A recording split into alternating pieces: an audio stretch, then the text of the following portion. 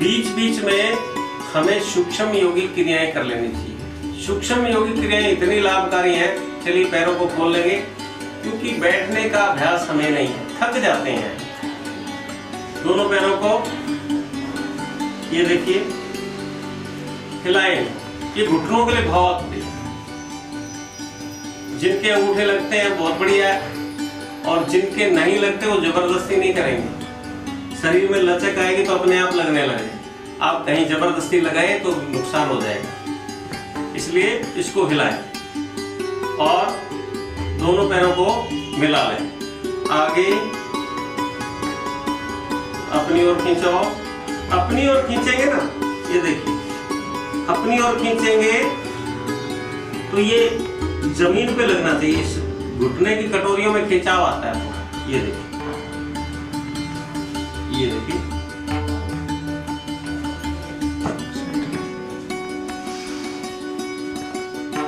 ये देखिए गोल गोल।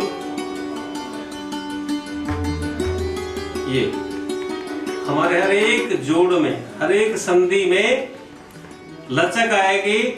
और जैसे कहते हैं ना देसी भाषा में, ग्रीस खत्म हो गया, वो कभी खत्म नहीं होगा। इसमें लचक आनी चाहिए। खान पान को थोड़ा सुधारो, जैसे बैठ के पानी पीना। योग के साथ साथ आप बैठ के पानी पिए, भोजन के 1 घंटे बाद पानी पिए। आपके घुटनों में, जोड़ों में कभी दर्द नहीं आएगा। और फिर भी और भी दर्द रहे, कभी ज्यादा हो, तो ये तेल बड़ा कारगर है, ऑर्थो प्लस। आप इस पे लगाइए और मालिश करने की जरूरत नहीं, लगा करके आप ढक लीजिए, बहुत बढ़िया।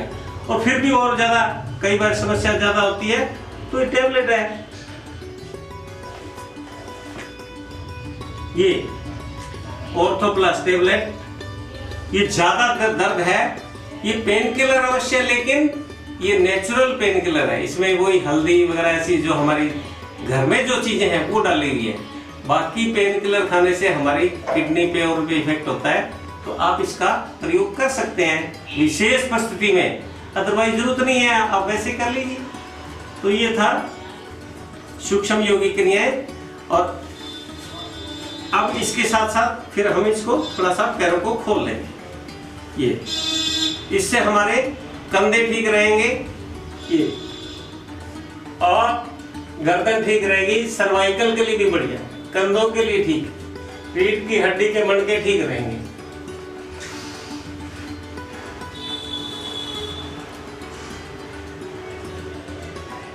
और ये स्थिति, दोनों हाथ ऊपर,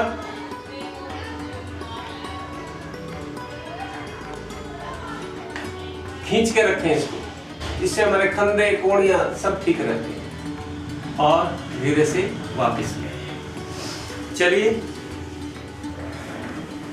इसके बाद हम कुछ करेंगे सर्वाइकल के लिए, पेनिस एल्बो के लिए। दोनों हाथ ये जिस प्रकार हम लड्डू बांधते हैं, ऐसे गोल ये होना चाहिए, ऐसे नहीं होना चाहिए। ये पूरा 4 उंगलियां, अंगूठा ये होना चाहिए। और फिर अंगूठे को अंदर करके कलाइयों को ये घुमाएं और इधर। ये सर्वाइकल के लिए, सर्वाइकल स्पॉन्डिलाइटिस के लिए बहुत बढ़िया है ये स्थिति। ये भी क्रियाएं हैं छोटी छोटी, हमारी संधियों को ठीक करती हैं। दोनों हाथ साइड में। ये कंधों के लिए, फ्रोजन शोल्डर की समस्या हो जाती है, और जिनके शुगर है उनके तो होती ही होती है। चलिए उसके लिए बहुत बढ़िया है ये स्कंद चालन। ये स्थिति, और फिर आगे की ओर ये स्थिति। चलिए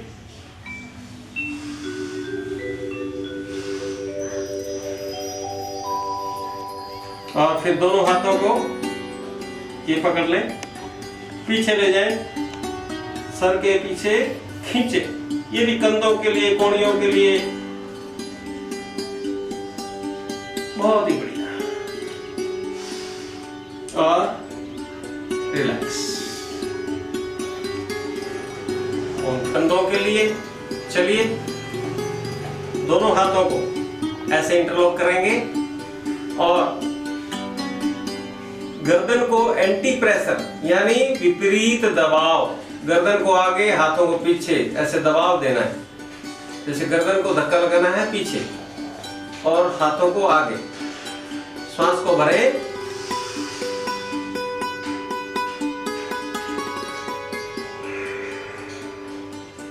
और ले आने से। दाएं हाथ को, सीधे हाथ को भी एंटी प्रेशर विपरीत दबाव।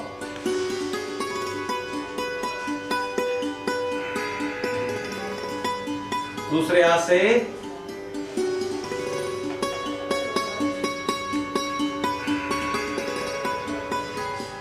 और फिर दोनों हाथ आगे।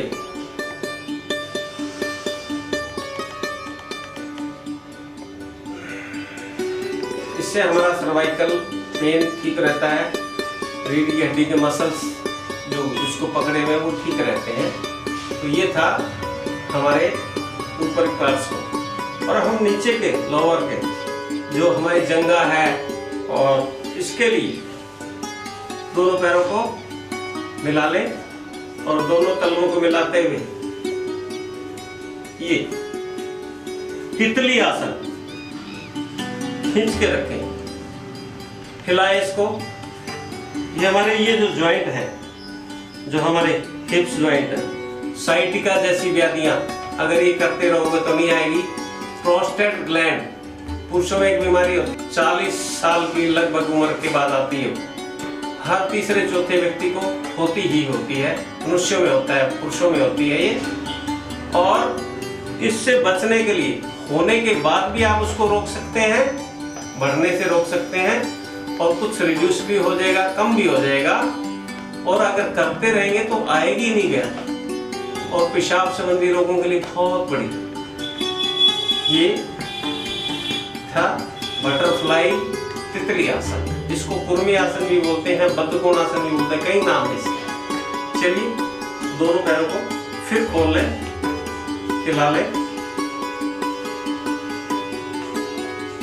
और गर्दन को ढीला छोड़ दें, रिलैक्स। चलिए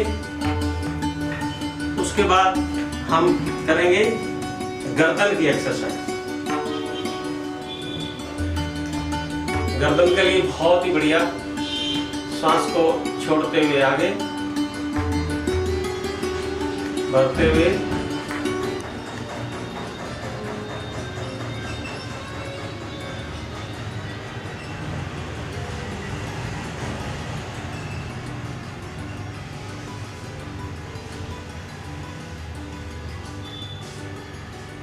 और मध्य में ले आए,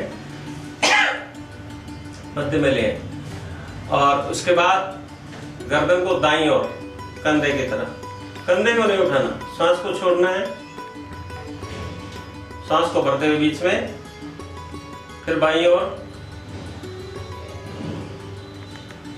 और मध्य में। अब गर्दन को दाईं ओर सांस को भरते हुए, छोड़ते हुए, सांस को खाली करते हुए खिंचाव लेके आओ पूरा।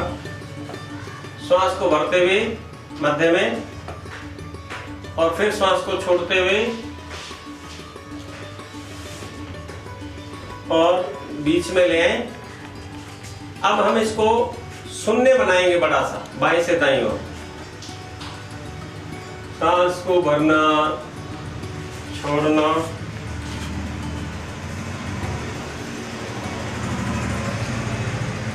विपरीत दिशा में एंटी क्लॉक।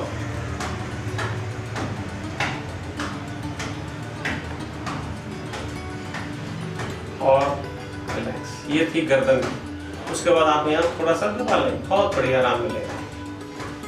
चलिए आज के लिए ये थी कुछ क्रियाएं। चलिए स्टार्ट। तो ये थी सूक्ष्म योगी क्रियाएं। अब सर्वाइकल आज बहुत फैल गया, तो इस ये कारण है आज हम मोटे मोटे थके लगाते हैं। हमारा जो लाइफस्टाइल है वो गलत है। उठना नहीं आता, बैठना नहीं आता, कभी भी सीधे न उठे, करवट लेकर के उठे, और इनसे सारे जोड़ों में लचक आती है, रीढ़ की हड्डी में लचक आती है। रीढ़ की हड्डी में लचक होगी तो आप सदा जवान रहेंगे, समय से पहले बुढ़ापा नहीं आएगा। ये है आज के लिए, ये थी सूक्ष्म योग। आजकल घुटनों की व्याधियां बहुत है, नी रिप्लेसमेंट होती है, तो आप घुटनों के लिए कुछ प्राणायाम और कुछ सूक्ष्म योगी क्रियाएं करेंगे तो आपकी नी रिप्लेसमेंट तक की नौबत नहीं आएगी। पहले ही सावधानी पहले करेंगे तो समस्या नहीं आएगी, बदलाने के बाद भी आप ठीक नहीं रह पाते। तो चलिए कुछ मैं घुटनों की और बातें बताता हूं आपको, क्रियाएं। ये स्थिति, ये पकड़ ले और आगे पीछे ऐसे, सांस इसमें सामान्य चलता रहेगा, ये, और विपरीत दिशा में इसको ढीला छोड़ दें, यहां से ऐसे ही इसको छोड़ दें। दूसरे पांव को भी हम ऐसे ही करेंगे, पहले आगे की ओर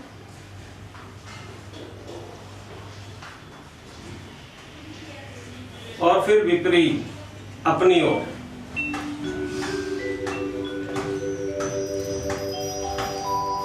और ये था घुटनों के लिए। अपने शरीर पर मालिश अवश्य करनी। जिस क्षेत्र में आप रहते हैं, जिस क्षेत्र का जो तेल आपको उपलब्ध है, उस तेल की मालिश कीजिए। जैसे उत्तरी भारत में सरसों का तेल और तिल का तेल सर्दियों में बड़ा कारगर है।